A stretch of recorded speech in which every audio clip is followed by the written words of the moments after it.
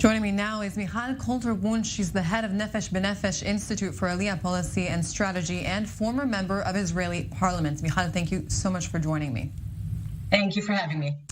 We just saw in the last report the heartbreaking many Ethiopian families here in Israel are experiencing with relatives still stuck in the war-torn country. How do you explain that some members of the same family are allowed to immigrate to Israel while others aren't? So I'll just share that I actually was also the chair of the caucus for Ethiopians in Israel in the outgoing Knesset. And I want to contextualize this very heartbreaking story in terms and in the reference of the state of Israel as the nation state of the Jewish people. You referred to the Sigd holiday that we just marked, a renewal of the covenant that actually speaks to the return of our people, the Jewish people, to our ancestral homeland as an indigenous people that were spread all over the world. And in that sense, the commitment of the nation state of the Jewish people, in addition to, of course, the decision you referred to, the government decision from 2015, to bring all those in waiting in two camps, in Addis Ababa and in Gondar, and there are lists of people that are waiting there. All of those people have to be brought, and the camps need to be closed.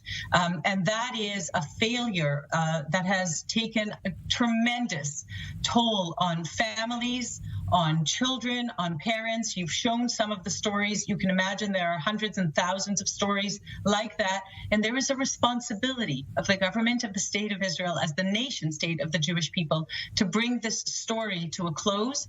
And regardless of the specific implications for one family or another, to bring this story to an end, because there are lists of people that have been waiting there, as you said, some of them for as long as 15 or 20 years to be reunited with their families. And that is something that we have to be committed to doing together. Yeah, definitely a failure. What is being done currently to reunite these families? We're seeing a spike in Aliyah since the pandemic. Why is it that the country makes it so much easier for countries such as France, Argentina, but then Ethiopians are still completely disregarded? So I want to, you referred to COVID and the pandemic and so on, and I want to refer to Aliyah as the challenge that we have to bring to the general Israeli public and certainly to Israeli decision makers as essentially the fulfillment of the vision and the mission of the values of the state of Israel. And every one of the Olim and communities of Olim have had tremendous challenges over time individually. It is time that we also look at this in a holistic way, begin to identify, and actually that's part of what I'm doing at this Institute for Aliyah Strategy and Policy that you referred to, identifying systemic hurdles and making accessible to decision makers, of course, working together with partners at the various ministries, at the Jewish Agency. The national institutions are a very important partner in this, identifying systemic hurdles so that we can ensure in 2021 an improved process of Aliyah, but also of integration and absorption of all those coming from all over the world. And I think part of the paradigm shift at 73 years young, the age of the state of Israel, part of the paradigm shift has to understand that we no longer are striving for what was known as a melting pot in which we are all one and the same, turning into the new Jew.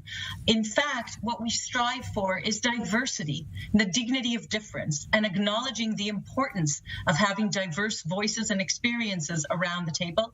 And that is the role and responsibility, as far as I'm concerned, of Olim, of all of us, to lean in and take our rightful place around decision-making processes and be there to sound our voices on the importance of Aliyah and Olim. COVID-19 didn't invent anything, but it certainly exposed and magnified the challenges that we have to begin to identify and remove.